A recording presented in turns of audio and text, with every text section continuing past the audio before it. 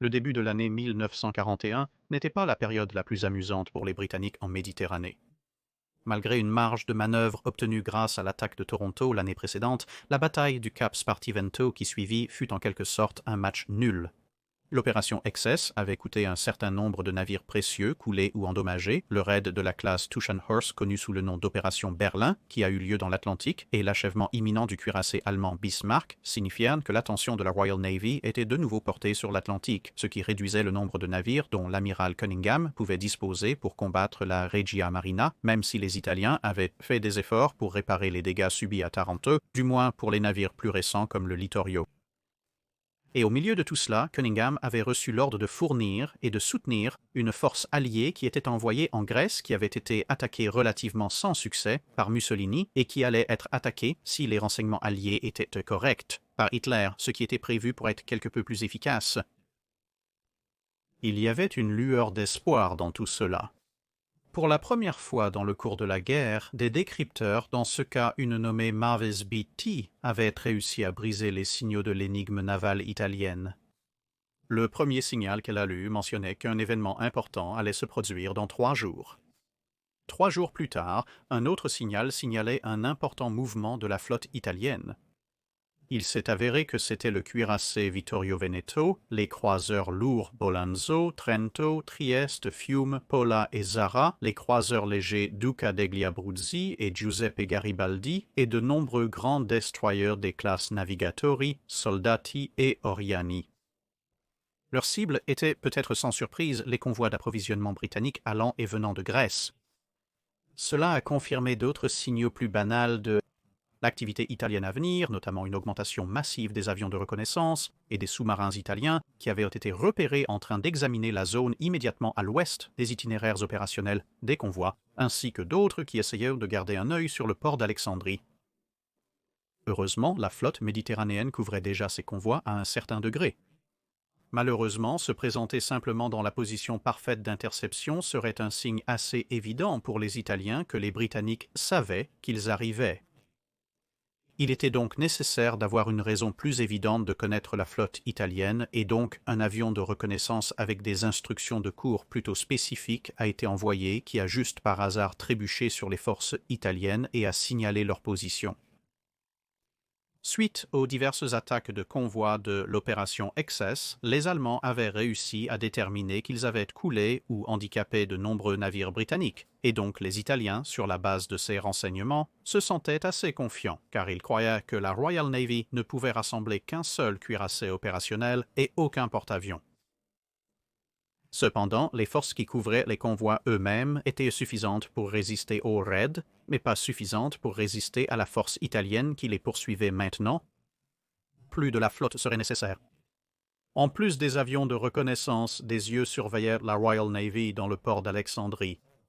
Et donc l'amiral Cunningham a élaboré un plan astucieux. Il a fait savoir qu'une fête devait être organisée à bord du Her Majesty's Ship Warspite, son navire amiral, ce soir-là. Il s'est également rendu très publiquement dans un club de golf avec un sac pour la nuit. Il est clair que ce ne sont pas les actions de quelqu'un qui prévoit d'aller quelque part de sitôt. Mais la fête était une ruse, et peu après la nuit tombée, Cunningham a quitté discrètement le club, rejoint le Warspite, et la flotte méditerranéenne a mis les voiles en toute hâte. Cela signifiait que la force britannique venant à la rencontre des Italiens était composée des cuirassés Warspite, Valiant et Barham, du porte-avions Formidable, des croiseurs légers Ajax, Gloucester, Orion et Perth, et d'une douzaine de destroyers allant du petit Her Majesty's Ship, un Lex de classe, un en passant par les vétérans de Narvik, Hotspur et Havok, jusqu'aux 2 plus grands de la classe Tribal, Mohawk et Nubian. En service d'escorte de convoi à proximité se trouvaient 2 croiseurs de classe, 100 plus anciens et un croiseur léger anti-aérien de classe Dedo, ainsi que quelques destroyers supplémentaires, mais bien que les navires de ligne étaient puissants et plus nombreux que leurs adversaires italiens, la situation des croiseurs était quelque peu plus périlleuse. La force de croiseurs de Cunningham était non seulement largement en infériorité numérique, mais 3 d'entre eux étaient de la plus petite classe Leander. Seul Gloucester était un croiseur de classe Town de 10 000 tonnes qui, sur le papier, pourrait être en mesure de rivaliser avec l'un des croiseurs italiens, et tous les navires italiens avaient été construits avec des interprétations plutôt créatives des limites de déplacement imposées par le traité, et bien sûr, ils étaient 8. On devrait espérer que les cuirassés soient capables de faire plusieurs tâches malgré le fait que le Vittorio Veneto soit plus rapide et plus lourdement armé que n'importe lequel d'entre eux, même le Her Majesty's Ship Valiant entièrement modernisé.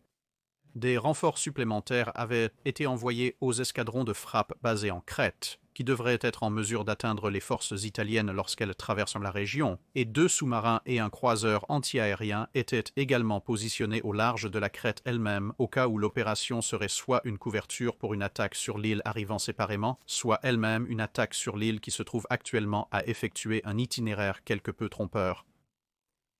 Cependant, les Britanniques avaient 2 cartes à jouer. L'une était plus évidente, le Her Majesty's Ship Formidable, avec ses 13 Marsetain Albacore et 4 Swordfish, signifiait qu'à ce stade de la guerre, les opérations au sud de la Grèce donneraient la supériorité aérienne aux Britanniques. L'autre était moins évident, un certain nombre de navires de Cunningham avaient un radar et les Italiens n'en avaient pas. D'autre part, les Italiens avaient compris par eux-mêmes que les Britanniques avaient effectivement un porte-avions opérationnel, mais ils ont décidé de continuer malgré tout. Il y avait aussi un certain avantage chez les hommes eux-mêmes. Cunningham était bien sûr l'un des meilleurs amiraux que la Royal Navy ait jamais produit, et parmi son personnel et parmi la flotte se trouvait le capitaine Manly Power, au nom excellent et bien sûr un dieu. Alors, était-ce vraiment un combat équitable?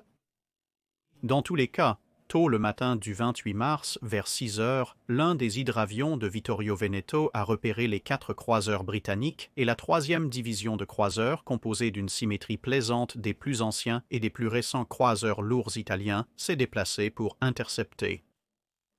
Les navires britanniques se dirigèrent vers le sud pour essayer de rejoindre les navires de guerre de Cunningham, ayant reconnu l'avion comme un RO-43, Les hydravions étaient principalement catapultés depuis des navires, indiquant ainsi la présence proche de l'ennemi plutôt qu'effectuant une reconnaissance aérienne générale. Les cuirassés et porte-avions britanniques auraient dû être plus proches à ce stade, mais le Warspite, dans sa hâte de partir, avait effleuré un banc de boue en sortant du port, ingérant de l'eau et de la boue par les prises d'eau de la salle des chaudières, ce qui l'avait laissé capable de seulement 20 nœuds. Il pouvait nettoyer ses moteurs. De plus, le Gloucester avait rencontré des problèmes avec l'un de ses arbres d'hélice et donc la formation de croiseurs fonctionnait également à une vitesse réduite.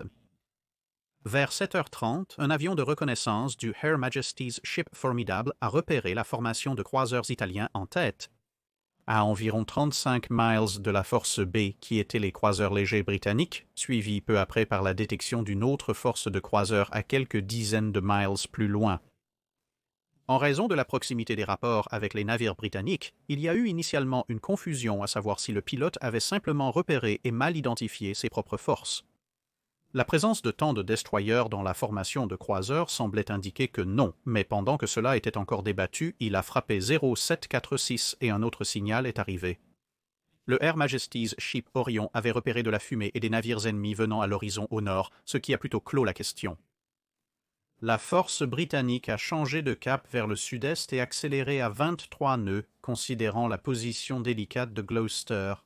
Ce qu'ils n'ont pas réalisé lorsque la formation a viré plus à l'est, c'est qu'il y avait un deuxième groupe de croiseurs italiens avec un avantage de vitesse similaire qui était au nord-est d'eux et qui pourrait les couper des cuirassés de Cunningham s'ils réagissaient assez rapidement et mettaient le cap au sud.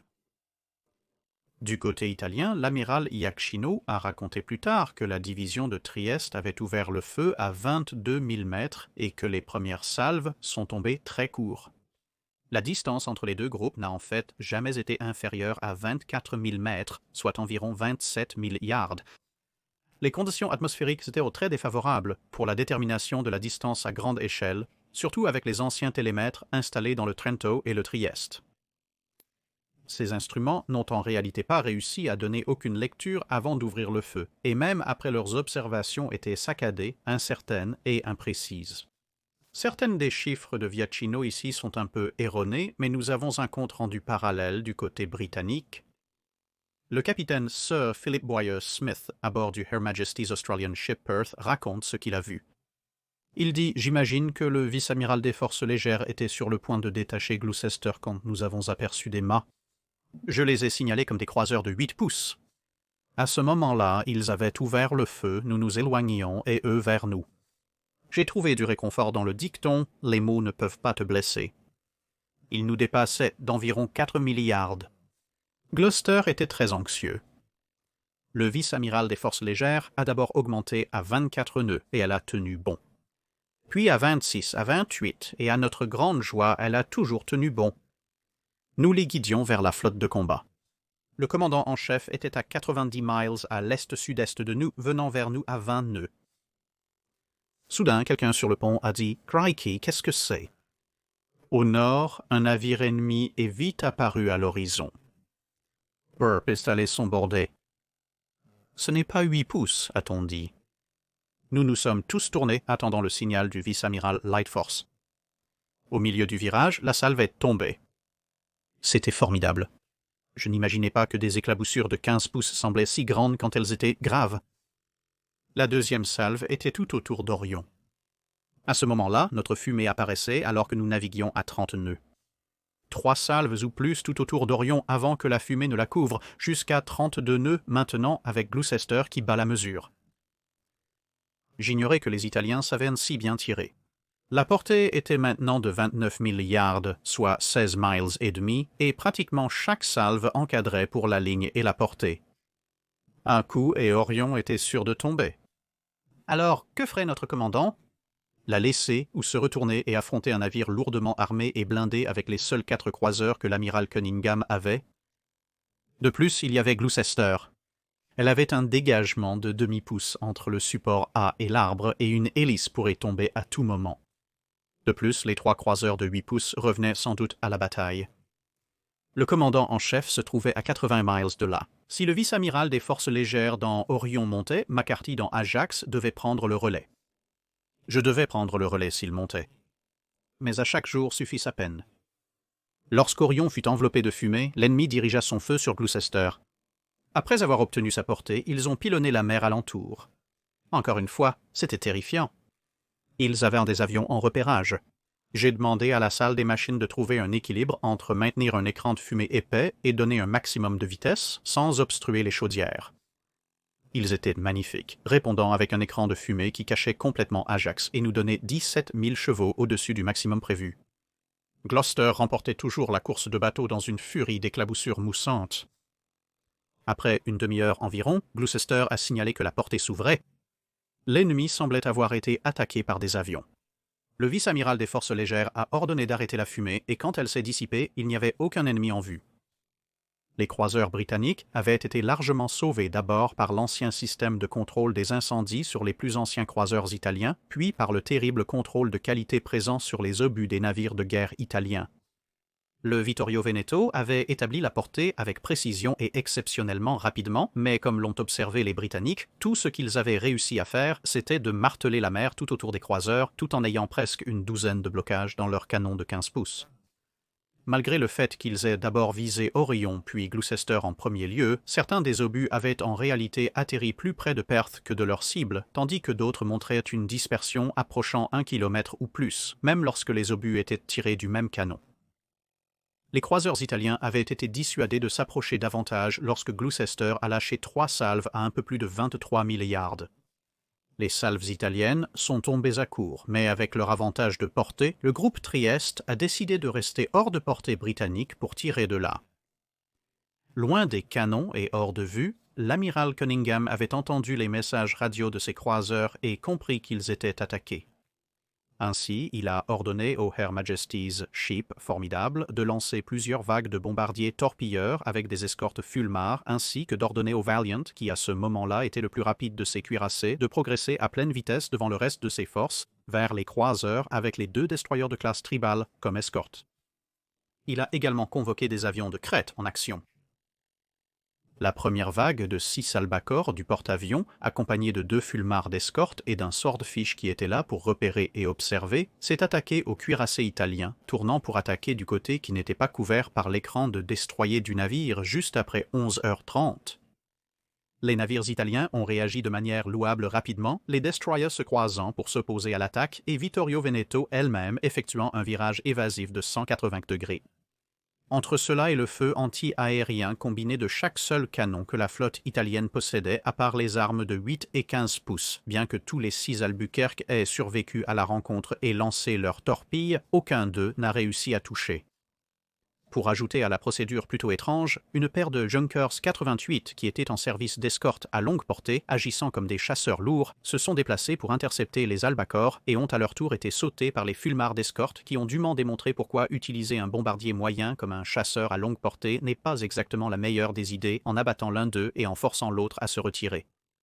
Bien qu'il n'ait pas réussi à infliger de dégâts, l'attaque avait forcé les Italiens à interrompre la poursuite des croiseurs légers et avec les croiseurs britanniques hors de portée et un porte-avions ennemi non contesté à proximité, l'amiral Iaxino a décidé que le meilleur cours d'action était de se replier lui-même à portée de la couverture aérienne amicale, idéalement en attirant les Britanniques après lui.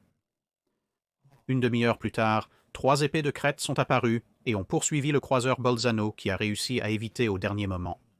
La réponse britannique à tout cela a été de rappeler le Valiant et ses escortes en formation maintenant que les croiseurs n'étaient plus en danger imminent, et d'ordonner une deuxième vague d'avions en l'air qui a été lancée entre 1200 et 1215, même pendant que les épées basées à Crète faisaient leurs attaques. La première des attaques de Formidable atterrissait également en même temps. De retour à la ligne de bataille, Formidable a été attaqué par 2 bombardiers torpilleurs italiens S-79, mais a réussi à éviter leurs torpilles.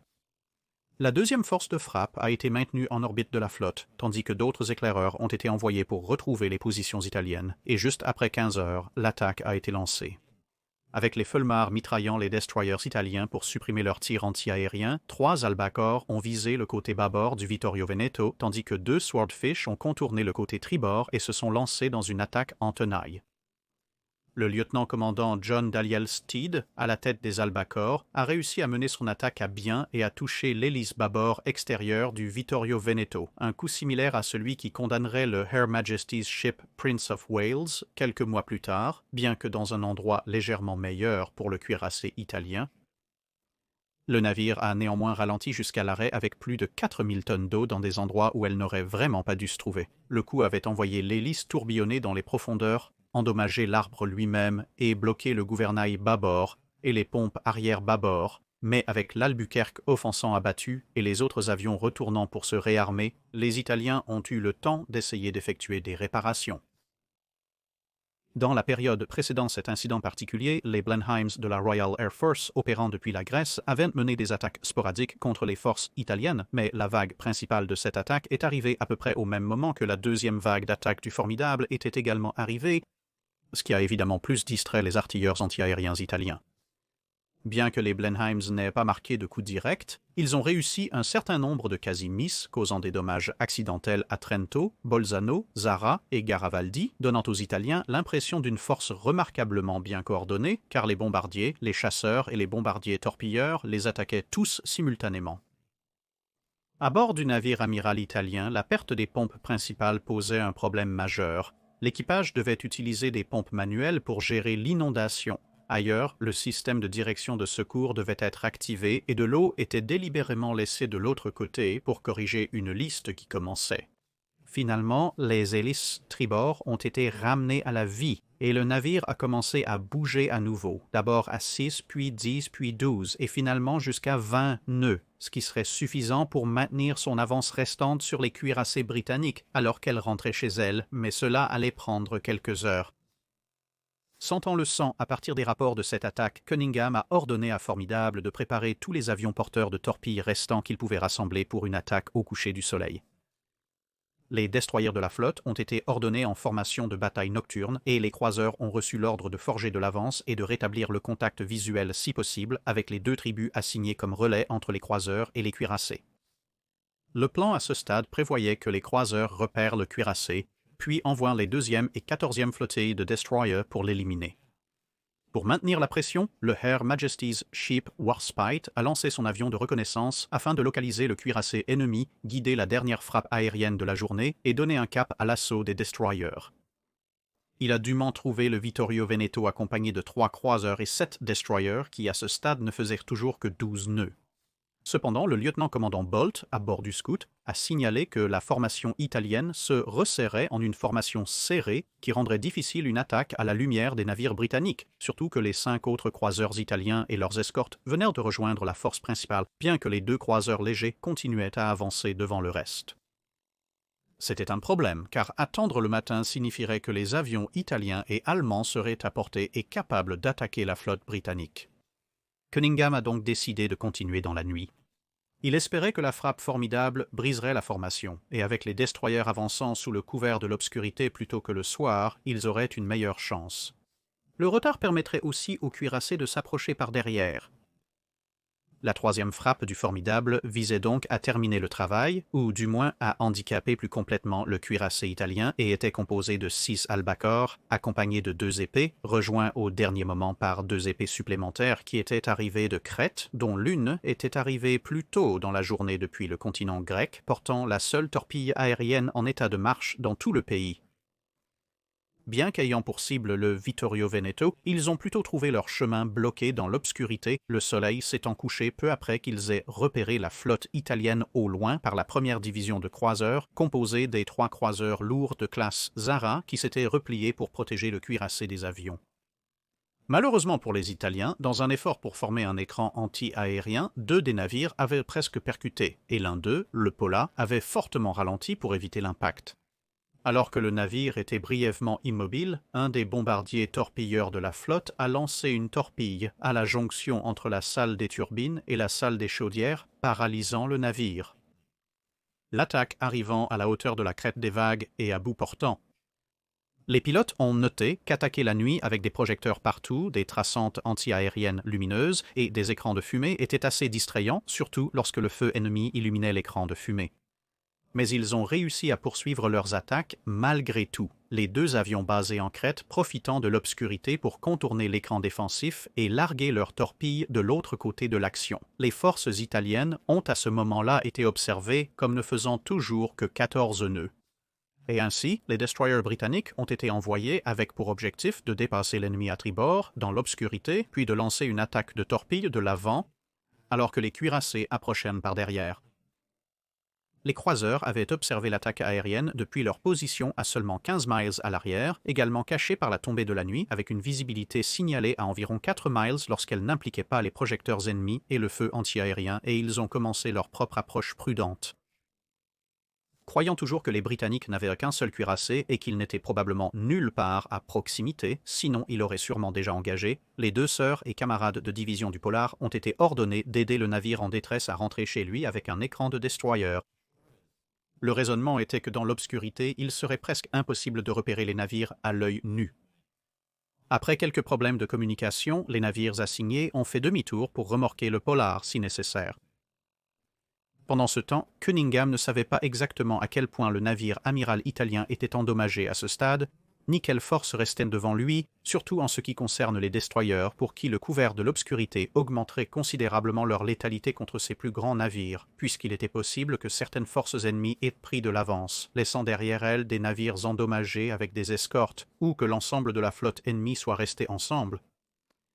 En conséquence, son état-major a déconseillé toute action supplémentaire, mais Cunningham avait prévu ce genre de scénario, tout comme pratiquement tous les officiers supérieurs de la Royal Navy depuis le désastre de l'action nocturne à Jutland lors de la guerre précédente, et donc avec son radar actif, il a ordonné à ses cuirassés d'avancer dans la nuit à toute vitesse.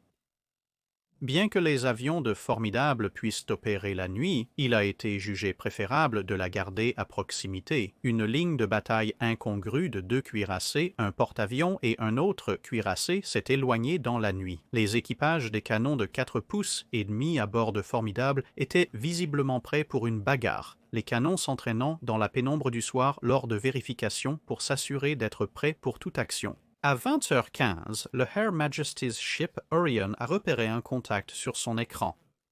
Grand, stationnaire, c'était bien sûr le Polar, bien qu'il ne le savait pas encore.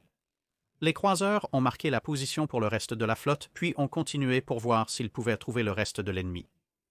Les destroyers détachés, de même, avançaient résolument.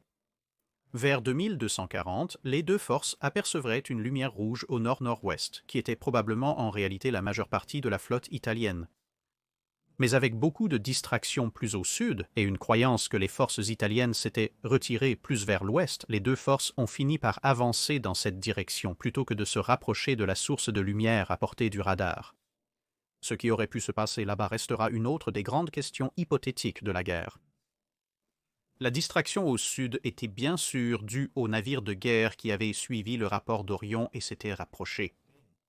Warspite menait la formation, puis Valiant, puis Formidable, et enfin Barum, avec un écran de 4 destroyers. Ils ont suivi le contact radar de Valiant, qui suivait la forme arrêtée du Polar, mais en chemin, ils ont rencontré le Zara et le Fiume se dirigeant également dans cette direction, avec un destroyer devant les croiseurs italiens et quelques-uns derrière, tous en une seule ligne.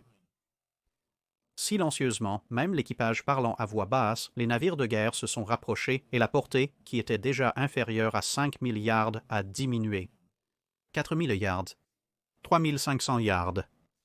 Une portée qui était environ la moitié de celle à laquelle les actions les plus proches de la bataille de Tsushima avaient été menées. En gros, à bout portant, presque à portée de baïonnette pour la Seconde Guerre mondiale, le lieutenant Alex Dennis était à bord du destroyer Her Majesty's Ship Griffin dans son directeur de contrôle de tir et raconte ce qui s'est passé ensuite. Nous naviguions dans une nuit noire à 20 nœuds, scrutant l'obscurité à travers nos jumelles. Soudain, un signal d'urgence nous a ordonné de dégager l'écran et de prendre position sur tribord. En accélérant à fond, nous avons capté un nouveau signal du Warspite. « Sortez de notre chemin, maudit soyez-vous !» À ce moment, j'ai repéré une forme sombre devant et j'ai dirigé toutes les armes dessus. C'était manifestement un grand navire et on se sentait un peu nu là-haut devant.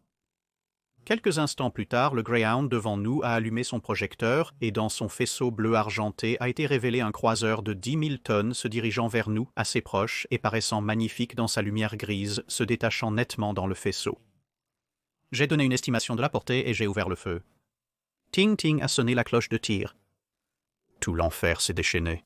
Le navire ennemi s'est pratiquement désintégré dans une série d'explosions épouvantables, projetant l'une de ses tourelles haut dans les airs.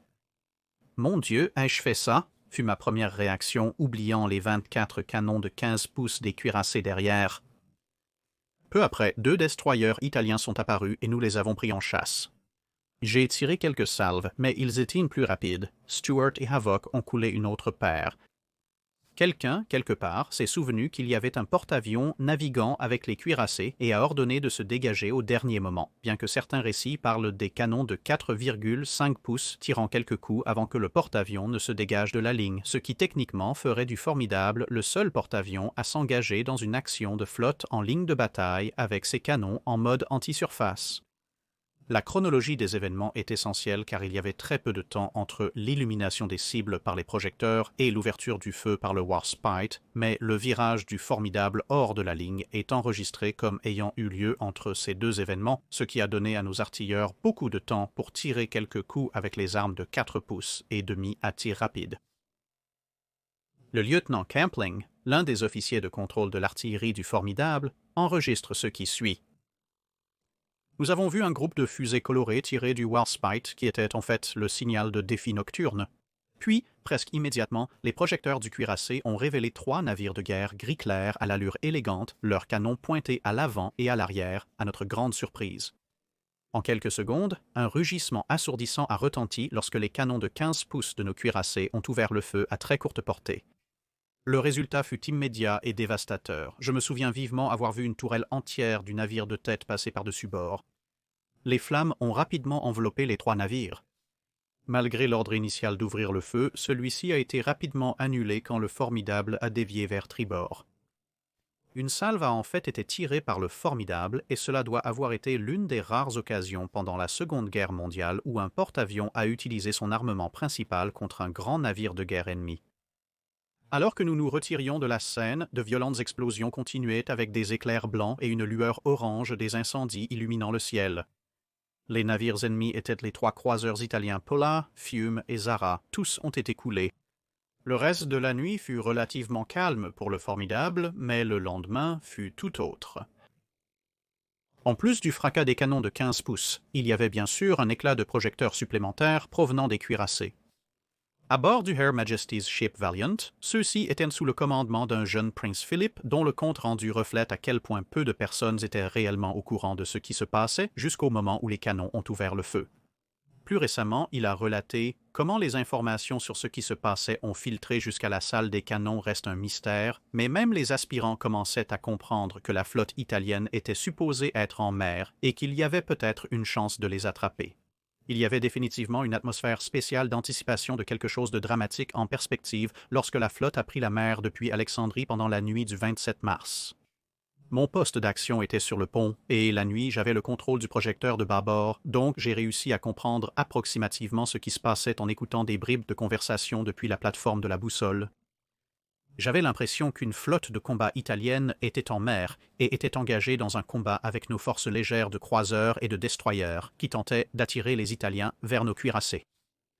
Puis le porte-avions Her Majesty's Ship Formidable s'est retiré de la ligne pour lancer une attaque de bombardiers torpilleurs.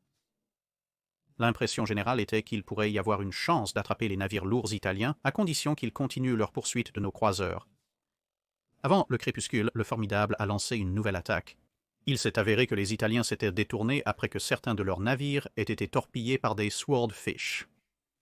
La poursuite s'est poursuivie dans une nuit encore calme, bien qu'il était évident que nos croiseurs et destroyers étaient occupés plus au nord. Je me rappelle que le Valiant était le seul navire de guerre équipé de ce qu'on appelle aujourd'hui un radar, alors connu sous le nom de Radio Direction Finding, et était donc stationné juste derrière le Her Majesty's Ship Warspite, navire amiral de l'amiral Cunningham. En ce qui me concerne, il semblait y avoir peu de chances que nous rattrapions les Italiens en retraite, et à la tombée de la nuit, il y avait une atmosphère générale d'anticlimax. Puis, soudainement, dans le calme de la nuit, un rapport de notre opérateur Radio Direction Finding est arrivé, indiquant qu'il avait un écho sur l'avant-port à environ 5 milliards de ce qui semblait être un navire à l'arrêt. J'ai orienté mon projecteur sur le cap donné par l'opérateur Radio Direction Finding dans l'espoir de voir la cible. Juste à ce moment, le destroyer Greyhound a allumé son projecteur qui, je pense, a repéré un destroyer italien, mais la lueur était suffisante pour que je distingue un navire à l'horizon. Il me semble me souvenir que j'ai signalé que j'avais une cible en vue et qu'on m'a ordonné d'ouvrir l'obturateur. Le faisceau a éclairé un croiseur immobile, mais nous étions tellement proches à ce moment-là que le faisceau n'a éclairé que la moitié du navire. À ce moment, tout a basculé car tous nos 8 canons de 15 pouces, plus ceux du navire amiral et du Barham, ont commencé à tirer sur le croiseur immobile qui a disparu dans une explosion et un nuage de fumée. On m'a ensuite ordonné de m'entraîner à gauche et d'éclairer un autre croiseur italien qui a reçu le même traitement. À ce moment-là, la nuit était remplie de fumée, de bruits forts et d'éclairs, et les formes sombres de nos destroyers, avec leurs lumières de reconnaissance colorées, apparaissaient et disparaissaient. Cette zone de la Méditerranée est alors devenue extrêmement périlleuse. Une vingtaine de navires de guerre britanniques et italiens filaient à toute allure dans toutes les directions. À ce moment, le commandant en chef a ordonné aux navires non engagés dans le naufrage de l'ennemi de se retirer vers le nord-est. Les détonations et les éclairs ont persisté un moment avant que la situation ne se calme progressivement.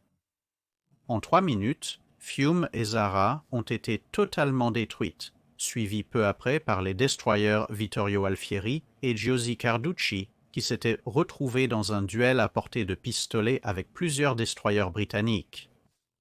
Les destroyers Gioberti et Oriani, malgré les dommages subis, ont réussi à s'échapper dans l'obscurité, laissant derrière eux de la fumée tandis que les plus grands navires équipés de radars se concentraient sur les croiseurs, et un certain chaos mineur était en cours car l'un des destroyers italiens avait réussi à lancer des torpilles, et le Her Majesty's Ship Havoc s'était retrouvé par accident à l'extrémité d'un des projecteurs de Warspite. L'épave détruite de Zara restait à flot, alors le Her Majesty's Ship Jervis a réglé cela avec une torpille, laissant le polar handicapé à gérer. Barham l'avait repérée plus tôt alors qu'elle faisait des signaux à ses sœurs et était sur le point de tirer sur elle lorsque l'action principale avait commencé devant et qu'elle avait changé de cible. Cunningham a trouvé plusieurs de ses destroyers en train de tourner autour du polar en débattant si une action d'abordage fonctionnerait, tout en récupérant également quelques marins du navire dont beaucoup étaient déjà entrés dans l'eau et un certain nombre étaient sortis ivres. L'amiral lui-même a sérieusement envisagé de fixer des câbles de remorquage et de ramener le polar à Alexandrie comme un prix, mais malheureusement, à ce stade, le jour n'était plus très loin et la vitesse qui serait perdue en remorquant le navire les rendrait à leur tour vulnérables à une attaque aérienne et donc, après bien sûr avoir pillé le navire de tout ce qui n'avait pas été soudé et boulonné, l'équipage restant a été évacué et le polar a été consigné aux profondeurs par des torpilles de Jervis et Nubian. Il y avait encore quelques survivants des autres navires italiens dans l'eau, mais la flotte britannique a estimé qu'elle devait vraiment partir, surtout après l'apparition de plusieurs avions allemands au-dessus de leur tête au lever du soleil. L'amiral Cunningham a plutôt choisi d'informer les Italiens sur un canal ouvert de ce qu'ils faisaient et qu'avec des survivants toujours présents dans l'eau, il a accordé un passage sûr à un navire hôpital pour venir les recueillir à des fins de sauvetage. Un emplacement a été fourni et le navire-hôpital italien Gradisca a été dûment envoyé et a sauvé les marins italiens restants. Il s'est également avéré qu'il y avait eu une autre chance d'intercepter la flotte italienne. Une flottille grecque avait passé la nuit à descendre du nord, Cunningham ayant été signalé que 7 destroyers grecs traversaient immédiatement le canal de Corinthe pour attendre des ordres entre Céphalonie et Zante. Cunningham commentera plus tard que ces destroyers, qui avaient été envoyés par le canal de Corinthe à Argostoli avec l'amiral Promptitude, à un endroit où ils étaient bien placés pour intercepter la flotte ennemie en retraite. Une tâche qu'ils auraient certainement entreprise avec une bravoure caractéristique. Malheureusement, la transmission à la flotte avait été relayée via Alexandrie et quelque part en cours de route, le mot « ordre » avait été remplacé par « chaudière », suggérant que les navires grecs avaient dû faire une pause pour se ravitailler, ce qui signifiait que Cunningham ne les avait pas ordonnés de se diriger vers le sud. S'il l'avait fait, alors potentiellement le Vittorio Veneto, toujours endommagé, et ses escortes auraient pu se retrouver face à une attaque à 3 fronts par canon et torpilles des flottilles de destroyers grecs et britanniques, ainsi que des croiseurs britanniques aux premières heures du matin.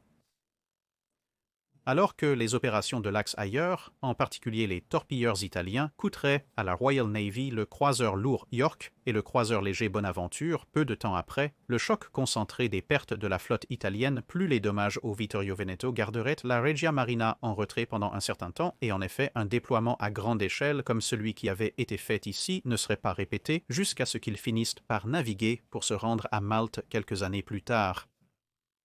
L'amiral Yaxino a reconnu que ses forces étaient significativement en retard en ce qui concerne les assauts aériens qui n'impliquaient pas le Fliegerkorps et sans radar, il ne voulait pas risquer une autre bataille nocturne. Cela entraînerait l'annulation d'un certain nombre d'opérations futures lorsque l'on pensait que les Britanniques pourraient terminer la journée avec des forces lourdes quelque part à proximité de celles italiennes. Cunningham, quant à lui, est retourné à Alexandrie en marmonnant de bonne humeur sur la déception de ne pas avoir réussi à attraper lui-même le Vittorio Veneto. Quelques semaines plus tard, les cryptographes de Bletchley Park recevraient une surprise inattendue mais bienvenue lorsqu'ils se présenteraient en personne pour les féliciter et les remercier pour les informations vitales qu'ils avaient réussi à lui fournir, ce qui avait bien sûr contribué à sa victoire.